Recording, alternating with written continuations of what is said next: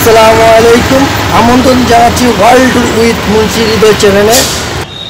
প্রিয় দর্শক, আপনাদেরকে ঢাকা বিশ্ববিদ্যালয়ের ইতিহাস জানাবো এবং ঢাকা বিশ্ববিদ্যালয়ের বিভিন্ন জায়গা ঘুরিয়ে ঘুরিয়ে দেখাবো। আমি আপনাদেরকে রাজু ভাস্কর্য দেখাবো। আমি এখন রাজু ভাস্কর্যর সামনে যাচ্ছি। আমি বঙ্গবন্ধু মেডিকেল বা শাহবাগ মোড় থেকে সামনের দিকে যাচ্ছি, দেখতে পাচ্ছেন। আমার বাম পাশে রয়েছে রমনা পার্ক এবং ডান পাশে হচ্ছে ঢাকা ইউনিভার্সিটি চালু করা ইউনিভার্সিটি এবং ঢাকা ইউনিভার্সিটির ক্যাম্পাস। আমি সামনের দিকে আগে যাচ্ছি, দেখতে পাচ্ছেন রাস্তায়। আমি টিএসির সামনে চলে আসছি। আপনি দেখতে পাচ্ছেন রাজু ভাস্কর্য সামনে আমি চলে আসছি। আমার ওই পাশে দেখতে পাচ্ছেন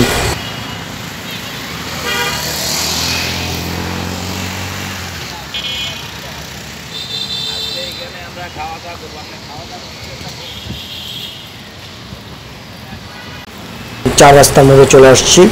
আপনাদেরকে দেখাচ্ছি রাজুর ভাস্কর্য। এটা হচ্ছে রাজুর ভাস্কর্য। রয়েছে ঢাকা ইউনিভার্সিটির যে টিএসসি মোড় রয়েছে, সেই টিএসসি মোড়ে আপনারা দেখতে পাচ্ছেন। আমি সংক্ষেপে এই রাজু ভাস্কর্যের ইতিহাসটা আপনাদেরকে জানাচ্ছি। বর্তমানে রাজু ভাস্কর্য নামে জানে না এমন লোকের সংখ্যা খুবই কম। রাজু ভাস্কর্যকে কেন্দ্র করে বর্তমানে দেশের সকল বড় বড় আন্দোলন, প্রতিবাদ সভা কিংবা গণ জমায়েত অনুষ্ঠিত হয়। তবে ভাস্কর্যের কাগজের নাম সন্ত্রাসী বিরোধী রাজু ভাস্কর্য। ঢাকা বিশ্ববিদ্যালয়ের টিএসসির সুপার্জিত স্বাধীনতা চত্বর এবং সোহরাওয়ার্দী উদ্যানের প্রবেশের মাঝখানে তথা প্রাণকেন্দ্র রাজু ভাস্কর্য অবস্থিত। ভাস্কর্যটিতে 8 জন প্রতিবাদী মানুষের অভাব ফুটিয়ে তোলা হয়েছে।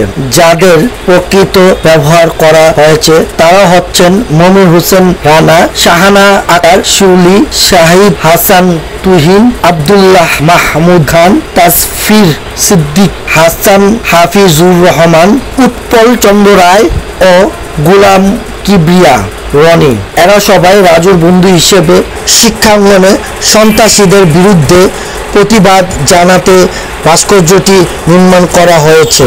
1992 সাল 13ই মার্চ গণতান্ত্রিক ছাত্র ঐক্যের সন্ত্রাস বিরোধী মিছিল চলাকালে ছাত্রদলের সন্ত্রাসীদের গুলিতে মিছিলের নেতৃত্ব দানকারী বাংলাদেশের ছাত্র ইউনিয়নের কেন্দ্রীয় নেতা মঈন হোসেন রাজু নিহত হন।